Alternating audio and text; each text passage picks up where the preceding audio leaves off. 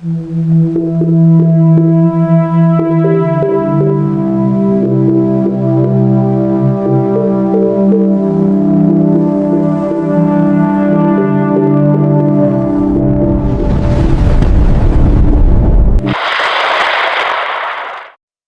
araw po sa inyong lahat. Narito na po ang pinakabagong update sa magiging lagay ng panahon ngayong araw ng Huwebes, ika-29 ng Enero taong 2026. Sa kasalukuyan, patuloy pa ring umiiral ang hanging amihan na nakakaapekto sa halos buong bansa. Nagdudulot ito ng malamig na temperatura lalo na pagdating ng madaling araw. Sa umaga naman, makakaranas tayo ng maulap na kalangitan at kalat-kalat na pag-ulan, lalo na sa silangang Luzon. Samantala, patuloy din ang interaksyon ng hanging amihan at hanging easterlies na maaaring tinutukoy bilang shear line na nakakaapekto sa silangang bahagi ng Visayas at Mindanao.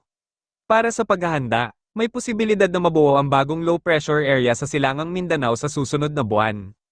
Batay sa outlook, maaari itong mabuo sa pagitan ng ika-4 ng Pebrero hanggang 10 at posibleng pumasok sa Philippine Area of Responsibility. Sa kasalukuyan, walang LPA sa loob o labas ng PAR, ngunit inaasahang maaari itong mabuo sa paglapit ng susunod na linggo at lumapit sa silangang Mindanao. Kung sakaling maging bagyo ito at makapasok sa PAR, ito ay tatawaging bagyong Basyang. Ang impormasyong ito ay batay sa pinakabagong satellite outlook para makapaghanda ang ating mga kababayan. Para sa karagdagang detalye tungkol sa panahon sa buong bansa, pakinggan po ang mga karagdagang ulat mula sa ating mga kasamahan na nagbibigay ng mahalagang impormasyon. Ingat tayong lahat at manatiling alerto anumang oras. Patuloy pa rin pong umiihip ang malakas na northeast monsoon or hanging amihan sa malaking bahagi ng ating bansa. Within the next 12 hours or overnight po, aasahan pa rin natin ang maulap na kalangitan at may hinang pag-ulan sa may Cagayan Valley, pababa ng Aurora, habang natitirang bahagi ng bansa, bahagyang maulap hanggang kuminsan maulap ang kalangitan overnight. Yung shear line o yung banggaan po ng malamig at mainit na hangin, kaya't magdadala pa rin po ito ng mga malalakas na mga pag-ulan sa may eastern sections ng Visayas and Mindanao. But overnight nga po, asahan lamang yung mga localized thunderstorms o yung mga pulo-pulo ng mga pag-ulan or pagkidlat, pagkulog dito sa may eastern side, sa may Caraga and Davao region. And at some point, possible din po yung mga 1 to 2 hours na mga thunderstorms over the rest of Mindanao.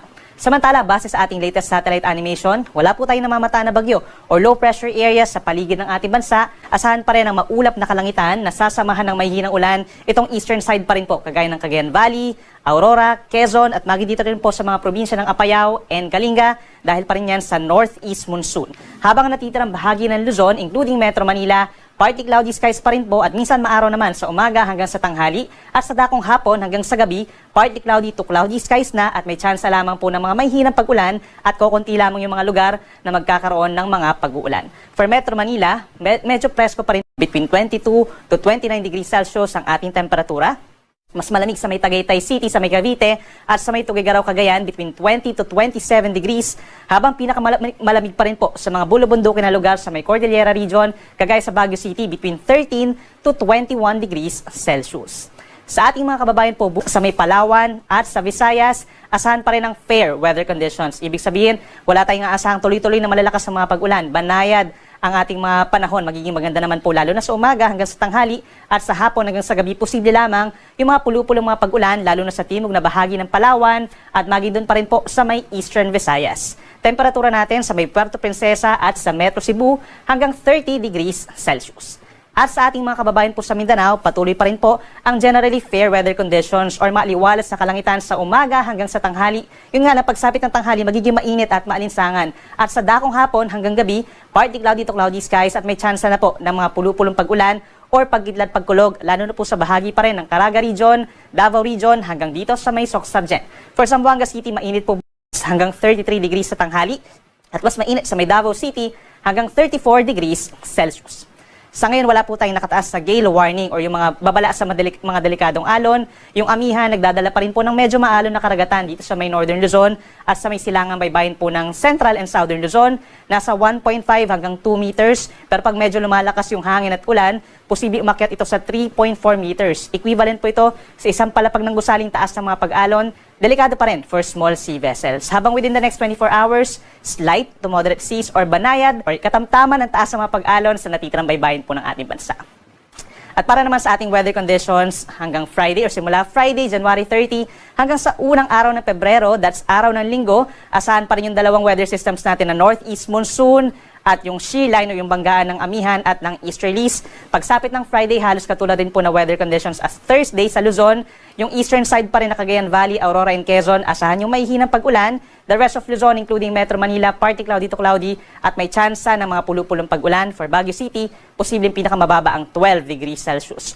Over the weekend, yung Bicol region, lalo na ang Albay, Masbate and Sorsogon, magiging maulap ang kalangitan dahil sa shear line, kalat-kalat ang ulan and thunderstorms, kaya't magbaon ng payong kung lalabas ng bahay, habang ang natitirang bahagi ng Luzon, including Metro Manila, throughout the weekend, fair weather conditions pa rin, partly cloudy skies, may tsansa lamang ng mga pulu-pulong mahinang pag-ulan.